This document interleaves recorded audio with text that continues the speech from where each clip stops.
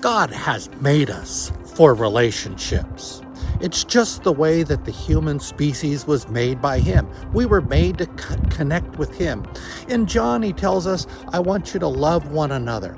He speaks of it as a new command. It is love that makes relationships work.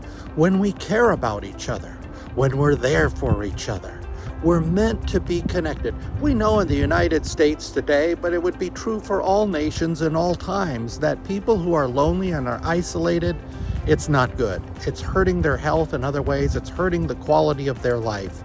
God wants us to have great relationships, and He gives us His power to do just that with His great love shown to us in Christ Jesus, where He frees us to get outside of ourselves and connect with other people. I hope this video has been helpful for you, but in any case, as we say, Salam alafia, la paz de Dios en tu viaje. God's peace be with you on your journey.